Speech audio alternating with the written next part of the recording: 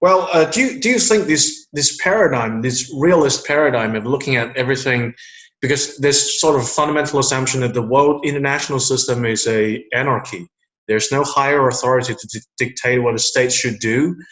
Do you think this paradigm of looking at things will change anytime soon? Because I guess certain younger geostrategists such as Parag Khanna, he wrote a book called Connectography, and he said that national borders are becoming an increasingly obsolete idea, that this new paradigm of looking at things.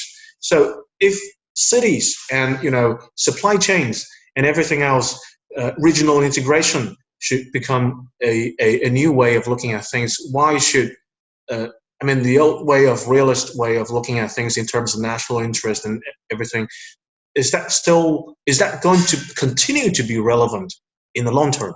Okay. The nation state is not going anywhere. But nationalism is the most powerful political ideology on the planet. And the concept of nationalism is embedded in the notion of a nation state. Mm-hmm. Do you have any sense that the Chinese state is disappearing, that it's collapsing? Do you have any sense that the American state is disappearing or Japan is disappearing? Just look around the world. I don't see any evidence that states are going away. And what is going to replace them? Who's going to dominate the politics of different peoples all around the world, if not the state? And the answer is there's no alternative to the state. So the state is here to stay. And by the way, when we get back to talking about liberal hegemony, which was America's foreign policy during the unipolar moment, the reason that liberal hegemony failed was because it did not appreciate the power of nationalism. You've made the statement numerous times that you feel more intellectually at home in China because, the scholars around you appreciate the realist perspective more than they do in the United States.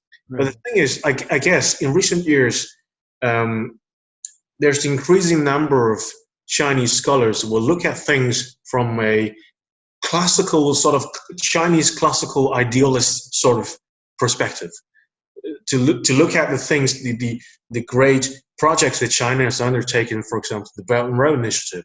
They look back to China's history to find traditional philosophical foundation to justify the new projects, the new reality. Will China pursue a new world outlook using a new approach, a more traditional or more idealist outlook, rather than a realist way? It's very important to understand that if you want to survive in the modern system, you better be a nation state, and you better be a formidable nation state.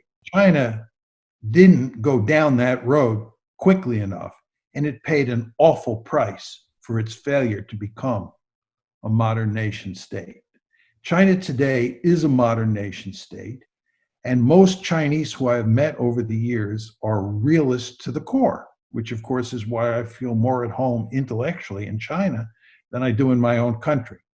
However, I agree with you that there are a number of Chinese scholars who have begun to develop alternatives to this realist view. And you might call their perspective a civilizational view or a more idealistic view. And I would make 2 points about what's going on there. First of all, I think that realism tells such a pessimistic story that they find it hard to be satisfied with it, to be content with it. And they're searching for an alternative strategy. They need a strategy that is better, right? That's point number one.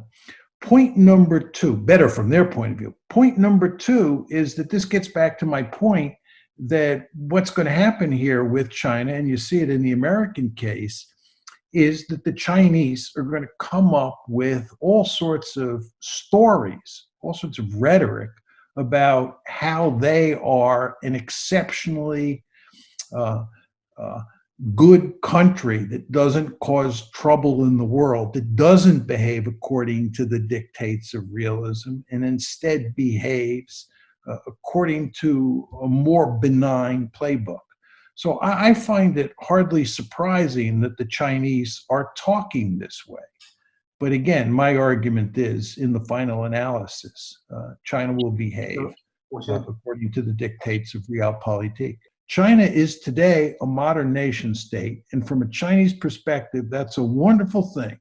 And China should go to great lengths, in my opinion, to make sure that it remains a powerful nation state, a coherent nation state, and does everything to become even more powerful relative to all the other nation states on the planet over time.